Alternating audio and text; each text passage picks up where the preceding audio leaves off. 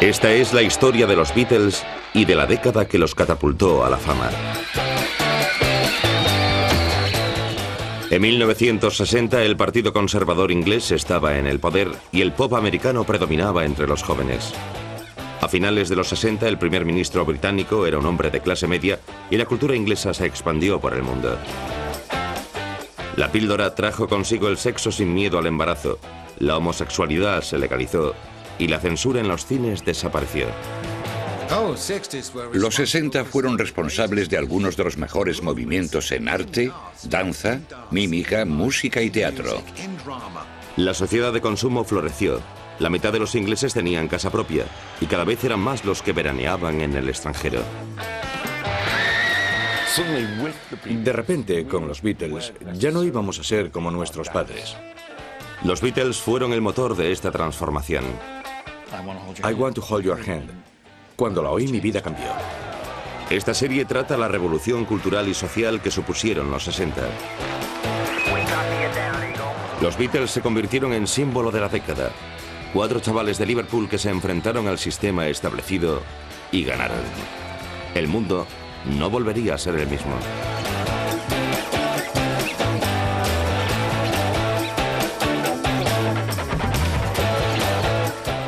Los 60, la década de los Beatles. Episodio 1. Rebeldes adolescentes. La década de los Beatles comenzó un día de julio de 1957 cuando 2 jóvenes estudiantes se conocieron en una fiesta de verano en Liverpool. Este encuentro casual dio lugar a una de las relaciones musicales más importantes del siglo XX. Lo que unió a John Lennon, de 16 años, y a Paul McCartney, de 15, fue el deseo de ser estrellas del rock. Algo nada fácil en los años 50. Lennon y McCartney fueron a colegios públicos de mucho prestigio, donde frustraban tu futuro. Eras un chaval cuando te ponías la americana como tu padre y empezabas a fumar en pipa. De repente pasabas de niño a adulto. No había ritual de transición alguno. En Liverpool, John Lennon ya estaba rompiendo el molde. Se saltaba las clases en cuanto podía en pos de la nueva música que entraba en el país desde los Estados Unidos.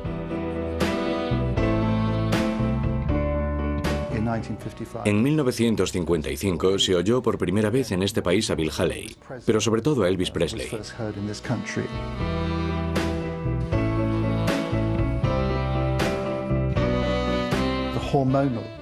El equilibrio hormonal del cuerpo de repente se trastornó por la idea de que existía una música extraordinaria que iba sobre lo dramático de ser un adolescente. Y la idea de que tu vida de adolescente tuviera algo de drama, de que tuviera importancia y grandeza, fue algo que Elvis en concreto introdujo en la psique de los jóvenes ingleses.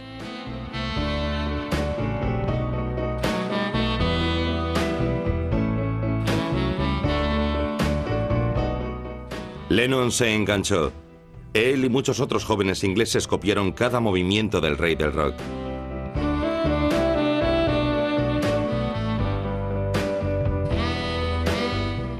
Poco tiempo después, los jóvenes solo querían discos, guitarras y la ropa adecuada. Así nació el boom del consumo adolescente.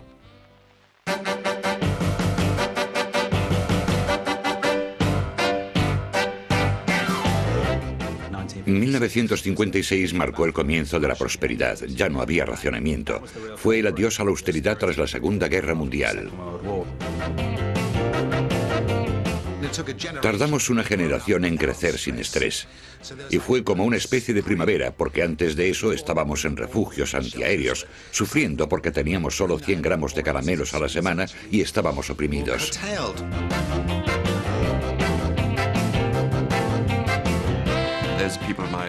Hay gente de mi edad que tenía racionamiento de caramelos cuando eran pequeños, y fue un momento crucial en nuestra infancia.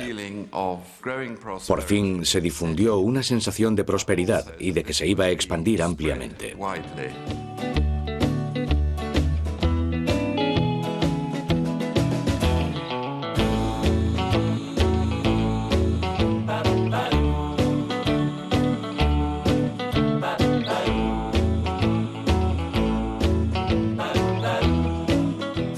Por primera vez, la gente de entre 13 y 21 años tenía dinero para sus cosas. Tenían dinero para gastar. Y no querían invertirlo en lo mismo que sus padres. Se lo querían gastar en su propio ocio. Las grandes empresas no son tontas y se dieron cuenta de que tenían que producir algo para los jóvenes. Y eso fue la música pop. El pop inglés comenzó con el skiffle, una curiosa mezcla de instrumentos improvisados y estilos musicales como el folk, el jazz y sobre todo el rock estadounidense, que ya estaba arrasando en las listas inglesas.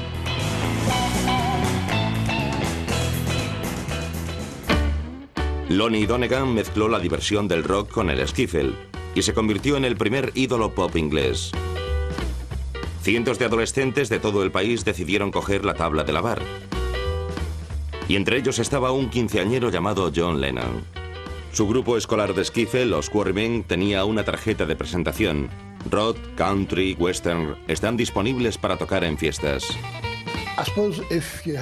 Supongo que si hay que establecer una fecha en que Lennon y McCartney crearon su sociedad musical, es julio del 57, cuando se conocieron en una fiesta veraniega en la que John y su grupo tocaban y Paul fue a verlos.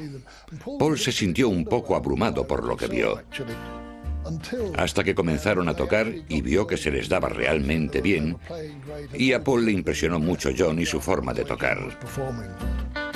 Así que Paul entró en los Quarrymen y comenzaron a pasar horas ensayando y escuchando discos de estadounidenses como Elvis, Buddy Holly y Jerry Lee Lewis.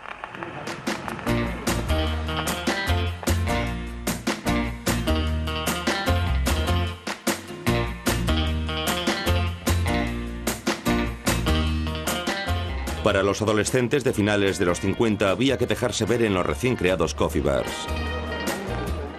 Oh, sí, fue tremendo. Había muchas máquinas tocadiscos en las que ponías todas las canciones. Canciones de moda de los Ventures, de Cliff Richard, de los Everly Brothers, de Elvis. Y así conseguías lo que querías. Era tremendo lo de los coffee bars. El famoso coffee bar Two Eyes del Soho londinense era un imán para nuevas bandas que esperaban ser descubiertas. Mientras, en Liverpool, John y Paul se unieron a George Harrison.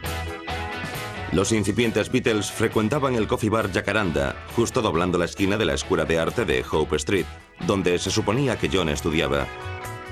Aquí conocieron a su primer manager. Solían hacer novillos y frecuentaban el Jacaranda, porque yo dejaba que las bandas ensayasen gratis en el sótano. Y como estaban pensando formar un grupo de rock, escuchaban a las bandas que tocaban en el sótano. Para mí eran los típicos vagos de coffee bar. De hecho, el primer trabajo que les di fue pintar el aseo de señoras para borrar las obscenidades. Pero enseguida los chicos pasaron de pintores a artistas en el Jacaranda. Su música era distinta a lo que sonaba en esa época. El fenómeno de Liverpool pronto se convirtió en obsesión nacional.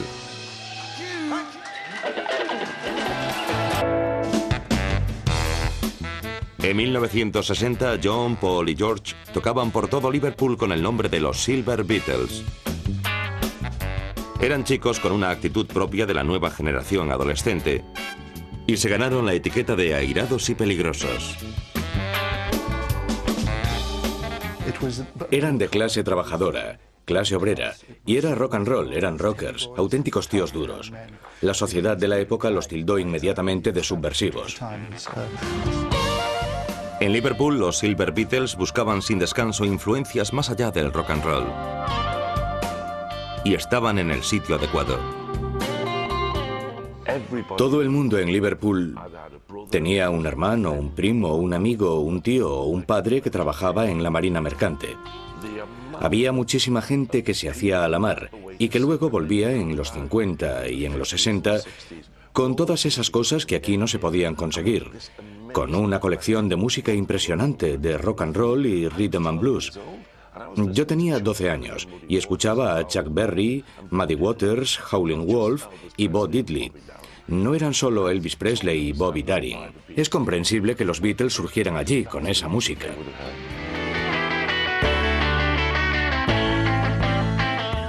En verano de 1960 a los Beatles les ofrecieron tocar en Hamburgo, Alemania. Como casi toda su generación nunca habían estado en el extranjero y les apetecía la aventura. En esa época eran un poco malos. Había otros grupos de Liverpool tocando en Hamburgo, y cuando uno de los otros grupos escuchó que venían los Beatles, le dijo al manager que no trajera un grupo de vagos como ellos, que iban a arruinarles la fiesta a los demás. Pero fueron, y el viaje demostró ser un punto de inflexión en su carrera. Se juntaron con un grupo de jóvenes artistas vanguardistas como Klaus Bormann, que captó esa época de sus vidas en una serie de dibujos.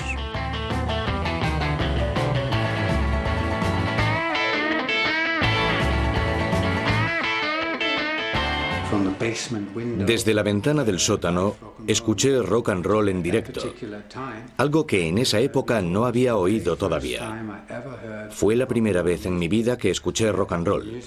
Los Beatles estaban tocando. Yo en ese momento no sabía quiénes eran. Solo pensé que sonaban genial. Tenía que ir a ver quiénes eran.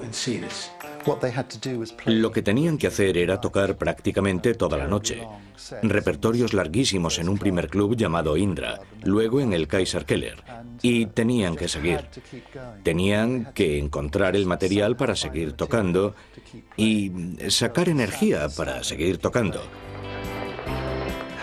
Hamburgo fue lo que les endureció, les hizo madurar. Hamburgo y Liverpool están exactamente en la misma latitud. Ambas son ciudades portuarias con muchos marinos. Por supuesto, Liverpool tiene un barrio rojo y Hamburgo tiene otro barrio rojo, más famoso todavía. John tenía que casarse. Habría tenido que casarse con Cynthia, aunque solo fuera porque el bebé, Julian, estaba en camino. Ella estaba embarazada. Ninguno de los dos estaba completamente seguro de si se habrían casado si no hubiera sido porque Julian estaba en camino. A su regreso de Hamburgo, los Beatles habían mejorado mucho como músicos.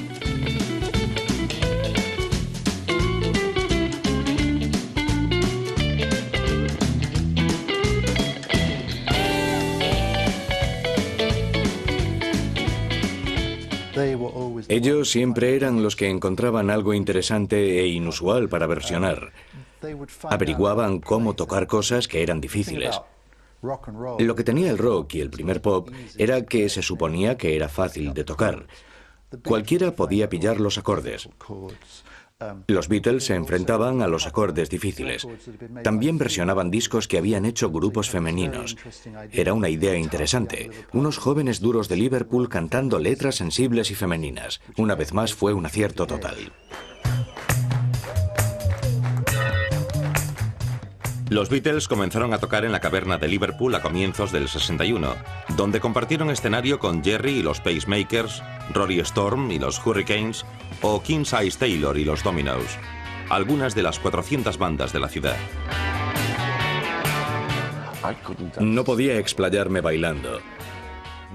Solo había un tipo de baile en la caverna, y era sencillo porque estaba tan repleto de gente que no podías ni moverte ni hacer nada. Y el sencillo baile en la caverna consistía en que ibas con tu chica y te mecías a un lado. Y otras 600 personas se mecían. Y para mi vergüenza, yo siempre iba al contrario. Y nunca conseguía durar un baile entero. Un joven minorista de discos de Liverpool, Brian Epstein, estaba ansioso por afrontar nuevos retos. A mediados de 1961, los Beatles ya eran famosos. Y cuando tocaban a la hora de comer en la caverna, se formaban colas que daban la vuelta a la manzana. A Epstein le intrigó que la gente comenzara a pedir el disco que el grupo grabó en Hamburgo. Un día llegó Brian y me dijo, ¿te acuerdas del disco que vendimos de los Beatles? Y respondí, sí. ¿Sabes dónde está la caverna? Yo solía ir a la caverna cuando era un bar de jazz. Sí, le dije, está a unos 300 metros de aquí. Y me dijo, podemos ir a comer y de paso vemos qué tal son. Había unos carteles en blanco y negro en los que ponía, directos desde Hamburgo los Beatles. Así que creímos que eran alemanes. Fuimos, pagamos la entrada.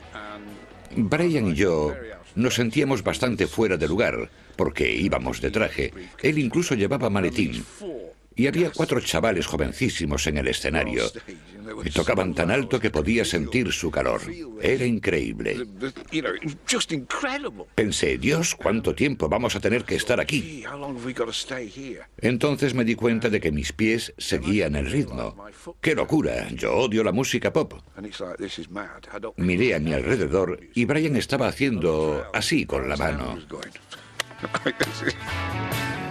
En diciembre del 61, solo un mes después de su primer encuentro, los Beatles accedieron a que Epstein les representara. Estaban dispuestos a comerse el mundo.